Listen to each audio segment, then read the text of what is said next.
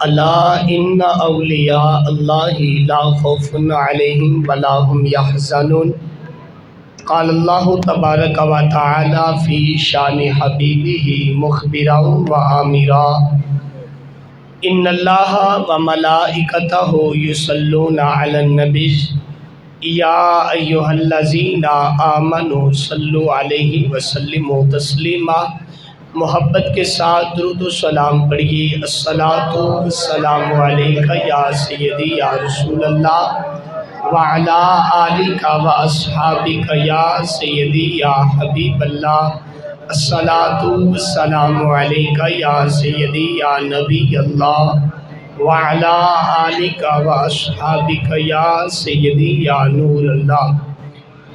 گرامی قدر احباب، آپ احباب کے سامنے قرآن حکیم فرقان حمید اللہ رب العزت کی لارب کتاب میں سے ایک آیت مقدسہ پڑھنے کا شرف حاصل کیا ہے۔ دعا کریں کہ اللہ رب العزت کلمہ حق کہنے کی توفیق عطا فرمائے، آپ احباب کو سن سنا کر عمل پیرا ہونے کی توفیق عطا فرمائے۔ رب کائنات نے فرمایا الا ان اولیاء اللہ لا خوف علیہم ولا هم يحزنون۔ یہ جو الا ہے یہ حروف تنبیہ میں سے ہے۔ حروف تنبیہ اسے کہا جاتا ہے کہ جب کوئی بھی انسان لائٹ ہاؤس کے سامنے سے گزرتا ہے جہاں سے پورے محلے میں پورے شہر میں کرنٹ آ رہا ہو، لائٹ آ رہی ہو، اس کے سامنے سے گزرے اور وہاں پہ لکھا ہوتا ہے کہ خبردار اس دیوار کے اوپر سے نہ گزرنا، اس میں کرنٹ آ رہا ہے، اس میں بتی آ رہی ہے۔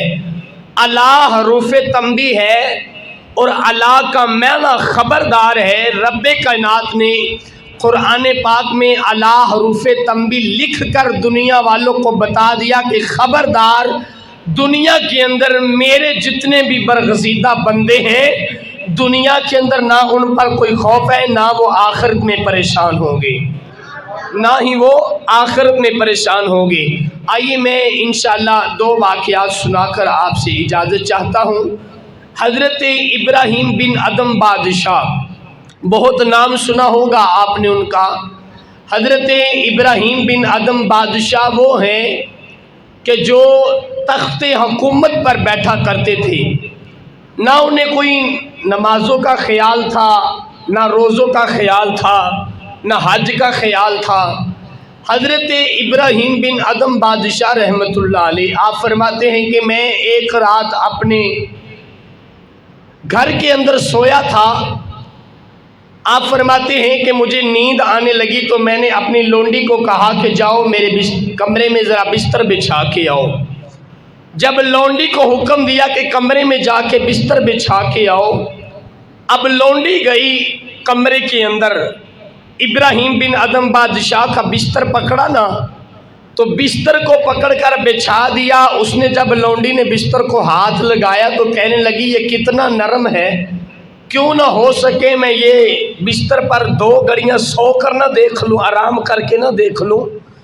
ابراہیم بن ادم بادشاہ کا بستر پکڑ کر جب ہاتھ لگایا تو وہ ابراہیم بن ادم بادشاہ کے بستر پر لیٹ گئی، سو گئی، ایسی لیٹی کہ اسے نیند ہی آ گئی، اٹھنے پر وقت ہی نہ لگا کہ بادشاہ ابراہیم بن ادم ٹہلتا ٹہلتا کمرے میں آیا۔ اس نے آ کر دیکھا کہ یہ لونڈی میرے بستر پر سو رہی ہے۔ اس نے کہا کہ جلاد کو بلاؤ۔ جب جلاد کو بلایا گیا، آپ نے کہا کہ یہ اس لونڈی کو 100 کوڑے لگاؤ، یہ سوئی پڑی ہے میرے بستر پہ۔ جب جلاد نے پہلا کوڑا لگایا تو لونڈی پھڑپھڑاتی اور روتی ہوئی اٹھ پڑی۔ جیسے ہی اٹھی اور بادشاہ نے کہا اس کے دونوں بازو پکڑ لو اور 100 کوڑے لگاؤ، اس کی پشت پہ 100 کوڑے لگاؤ، اس کی کمر پر 100 کوڑے لگاؤ۔ جب کوڑے لگتے گئے 50 کوڑے لگے تو رونے لگ پڑی، روتی جا رہی۔ جب 50 سے اوپر شروع ہوئے، اچانک روتے روتے مسکرانے لگی۔ تو ابراہیم بن ادم بادشاہ کہنے لگے بی بی مجھے بات بتا، پہلے کوڑے زیادہ لگ رہے تھے، تیز لگ رہے تھے، تو رو رہی تھی، اب اس سے بھی تیز لگتے ہیں تو مسکرا رہی ہے، ہنس رہی ہے، کہنے لگی بادشاہ 2 منٹ کے لیے ذرا میرے ہاتھ چھڑوا دیں۔ جب جیسے ہی ہاتھ چھڑوائے عورت کہنے لگی بادشاہ یہ تیرا عجیب بستر ہے، میں ایک گھڑی کے لیے کیا سوئی، تو اتنی مار پڑ رہی ہے، تو سویا ساری عمر ہے، قبر میں تیرا فرشتے کیا حال کریں گے، قبر میں تیرا فرشتے کیا حال کریں گے، تو ساری عمر سویا ہے اور میں تو ایک گھڑی سوئی ہوں۔ تو ایک چوٹ ابراہیم بن ادم بادشاہ کے دل پہ لگی، آپ نے کہا کہ لونڈی کو چھوڑ دو۔ جب لونڈی کو چھوڑ دیا گیا، جب رات اپنے بستر پہ سونے لگے تو نیند نہیں آ رہی تھی، تو دل میں یہ خیال کیا کہ آج لونڈی نے کون سی بات کر دی، لیکن اللہ تبارک و تعالیٰ کی طرف مائل ہونے کے لیے ایسی باتیں بھی دل پہ لگ جاتی ہیں جو اللہ کا خوف دل میں آ جاتا ہے۔ ساری رات بادشاہ ابراہیم بن ادم سوئے نہیں، لیکن جب صبح دن چڑھا تو ایک فقیر آیا، آپ کے محل کی طرف کبھی ادھر دیکھتا ہے، کبھی ادھر دیکھتا ہے، کبھی آگے دیکھتا ہے، پیچھے دیکھتا ہے، اوپر دیکھتا ہے، نیچے دیکھتا ہے، اور ابراہیم بن ادم بادشاہ کو کہنے لگا بادشاہ تیرا یہ جو محل ہے نا، یہ مسافر خانہ مجھے کچھ اچھا نہیں لگا۔ آپ نے فرمایا میرے آباء و جداد، میرے دادا پردادا اور آباء و جداد نے پیسہ لگا کے اتنا بڑا محل بنایا اور تو اسے مسافر خانہ بول رہا ہے۔ کہنے لگے مجھے یہ بتا کہ تیرے سے پہلے کون تھا؟ کہنے لگے جی میرے سے پہلے میرا باپ تھا، باپ سے پہلے کون تھا؟ میرا دادا، دادے سے پہلے میرا پردادا۔ فقیر کہنے لگا بتا پردادا کہاں ہے؟ کہنے لگا وہ تو مر گیا۔ کہنے لگے دادا کہاں پہ؟ وہ مر گیا۔ باپ کہاں؟ مر گیا۔ پھر ابراہیم رہنا تو نے بھی نہیں، اس جہان فانی میں کوئی جو ٹکتا نہیں، میں اسے مسافر خانہ نہ بولوں تو اور کیا بولوں؟ جب 2 الفاظ بولے، 2 چوٹیں ابراہیم بن ادم کے دل پر لگ گئی اور رات پھر سوئے، نیند نہ آئی۔ لیکن جب رات کو سوئے اچانک آنکھ لگ گئی تو تھوڑی آواز آئی کہ چھت پہ کوئی لوگ دوڑ رہے ہیں۔ تو کہا کہ میری چھت پر کون دوڑ رہا ہے، ذرا پتہ کرو۔ تو 2 شخص اللہ تعالیٰ کے مقرر فرشتے انسانی روپ لے کر آئے تھے بادشاہ ابراہیم کی چھت پر، آ کر کہنے لگے کہ ہم اپنا اونٹ ڈھونڈ رہے ہیں۔ تو آپ نے کہا آپ جھلے ہو گئے ہیں، کبھی اونٹ چھت پہ بھی گم ہوئے؟ تو فرشتوں نے کہا اے ابراہیم اگر چھت پر اونٹ نہیں گم ہو سکتا پھر سوتے ہوئے رب بھی نہیں مل سکتا، پھر آرام کرتے ہوئے رب بھی نہیں مل سکتا۔ 3 چوٹیں ابراہیم بن ادم بادشاہ کے دل پر لگی تو آپ نے اپنے محل سے باہر نکل کر شاہی لباس اتار کر کہا میں جا رہا ہوں، جس نے رکھنا ہے رکھ لو۔ آپ کے وزیر نے سارا محل رکھ لیا، خزانے سنبھال لیے۔ آپ ایک بوری کا لباس پہن کر اور دریا کے کنارے بیٹھ کر آپ سوئی کے ساتھ اپنی گدڑی سلائی کر رہے تھے۔ جب گدڑی سلائی کر رہے تھے تو بڑے عرصے کے بعد آپ کا قافلہ گزرا، آپ کے وزیر کا قافلہ گزرا، اور قافلے نے کیا دیکھا کہ کون فقیر ہے جو دریا کے کنارے بیٹھا گدڑی سی رہا ہے۔ وزیر نے دیکھا کہ یہ ہمارا پرانا بادشاہ ابراہیم بن ادم ہے۔ کہنے لگے بادشاہ کہاں خزانے اور کہاں محلات، آج تو دریا کے کنارے بیٹھا گدڑی سی رہا ہے، چل واپس محل میں چلتے ہیں۔ تو ابراہیم بن ادم نے کوئی جواب نہیں دیا، آپ نے فرمایا ٹھہر جائیں۔ آپ نے کہا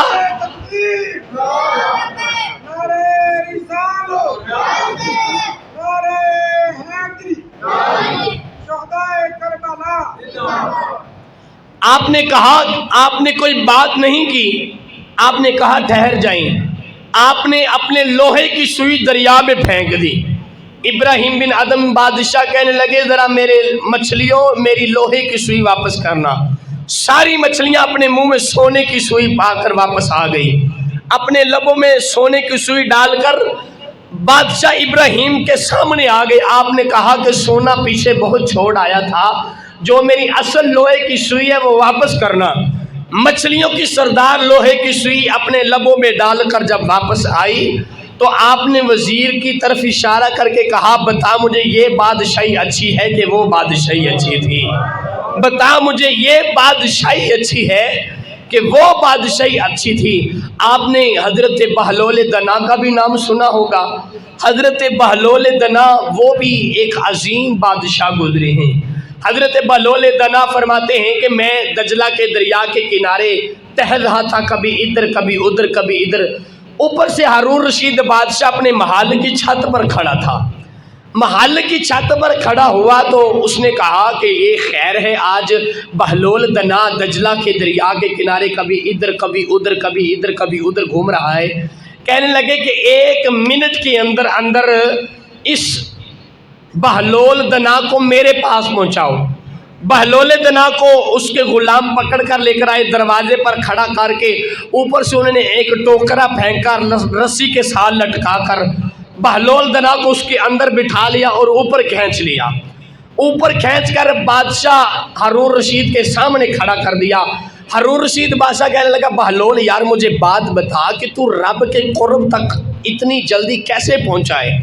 اب آسان سا سوال ہوا کہ رب کے قرب تک اتنی جلدی کیسے پہنچا ہے؟ بہلول دنا نے جو جواب دیا آپ کا دل ہل جائے گا۔ بہلول دنا کہنے لگے بادشاہ اگر میں تجھے ملنا چاہتا سب سے پہلے تیرے دروازے پہ آتا، پھر دستخط دیتا، پھر آگے سے ایک گارڈ نکلتا، اس نے اپنے چمڑے پہ میرا نام لکھتا، پھر وزیروں سے ہوتا ہوا میرا یہ تعویذ تجھ پر پہنچتا، پھر تو اجازت دیتا، پھر میں تیرے اوپر پہنچتا، پھر میں تیرے تک پہنچتا۔ یہ تو دیر لگنی تھی، میں رب کے قرب تک اس طرح سے پہنچ چکا ہوں جس طرح تو نے ٹوکرا لٹکا کر رسی کے ساتھ مجھ سے اوپر کھینچ لیا ہے۔ میں رب کے قرب تک اتنی جلدی پہنچ چکا ہوں۔ گرامی قدر احباب، بہلول دنا، حضرت بہلول دنا دجلہ کے دریا کے کنارے جس طرح ہمارے بچے ہوتے ہیں وہ مٹی میں پاؤں ڈال کر اور گھر بنا بھی لیتے ہیں، گرا بھی دیتے ہیں، ریت کے ذرات کا گھر بنا بھی لیتے ہیں، گرا بھی دیتے ہیں۔ بہلول دنا اسی طرح گھر بنا رہا تھا کہ ہارون رشید بادشاہ کا گزر ہوا۔ کہنے لگے کہ کیا کر رہے ہو؟ بہلول دنا کہنے لگے جی میں جنت میں گھر بنا رہا ہوں۔ ہارون رشید بادشاہ نے کہا یہ تو مجنون ہے، یہ تو پاگل ہے۔ یہ اتنا کہہ کر گزرے گئے کہ آپ کی بیوی ملکہ زبیدہ بھی پیچھے آ رہی تھی۔ اس نے کہا کہ بہلول دنا کیا کر رہے ہو؟ کہنے لگے کہ میں جنت میں گھر بنا رہا ہوں۔ تو کہنے لگے کتنے کا ہے؟ کہنے لگے اس وقت کی بات کرنے لگا ہوں۔ کہنے لگے کہ یہ جو تیرے گلے میں ایک ہار ہے نا ہیرو کا، اس میں سے ایک موتی لوں گا اور میں تجھے یہ ایک گھر دے دوں گا۔ تو اس نے کہا کہ میں تو بادشاہ کی بیوی ہوں، ایک موتی کیا مانگتا ہے، سارا ہار اتار کر دے دیتی ہوں۔ تو سارا ہار اتار کر دیا تو آپ نے ہار کو پکڑ کر دجلہ کے دریا میں پھینک دیا۔ تو آپ نے ایک گھر کو گرا کر کہا کہ جا بی بی تیرا جنت میں گھر بن چکا ہے۔ جب واپس گئی ہارون رشید بادشاہ کے پاس، ہارون رشید بادشاہ نے دیکھا کہ یہ بی بی تیرا ہار کہاں پہ ہے؟ اپنی بیوی کو کہنے لگے کہ تیرے گلے کے اندر جو ہیرو کا ہار ڈالا تھا وہ کہاں پہ ہے؟ کہنے لگی کہ وہ جو بہلول دنا بیٹھا تھا نا اس کو میں نے دیا اور ایک جنت میں گھر بھی لے لیا۔ کہنے لگے کہ تو پاگل ہے، وہ تو مجنون ہے، وہ پاگل ہے، اور تو اتنا قیمتی ہار دے کر اور لے کر بھی کچھ نہیں آئی۔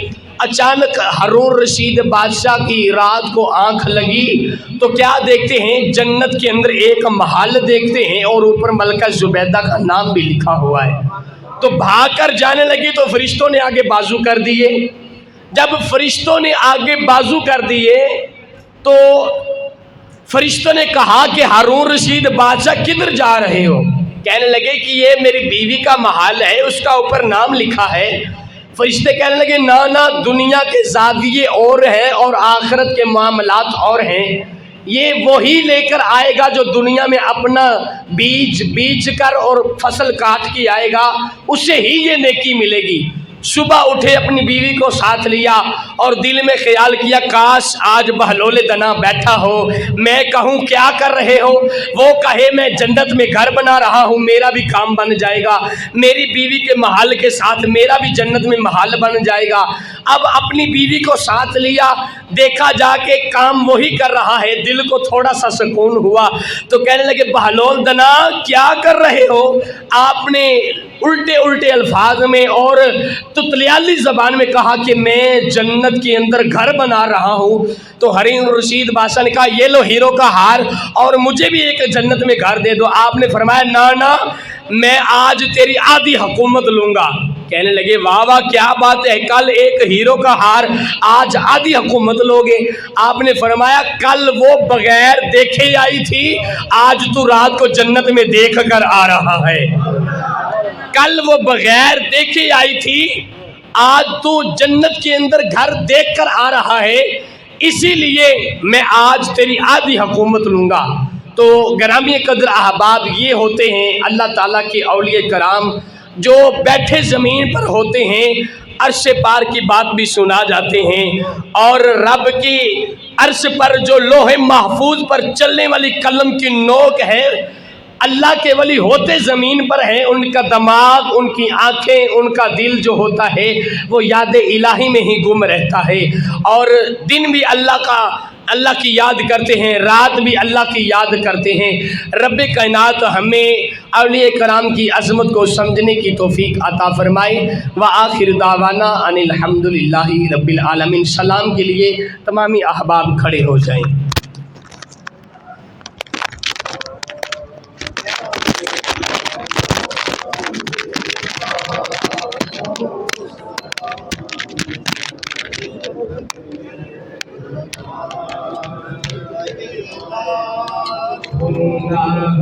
گناہگار سے آقا شفاعت یا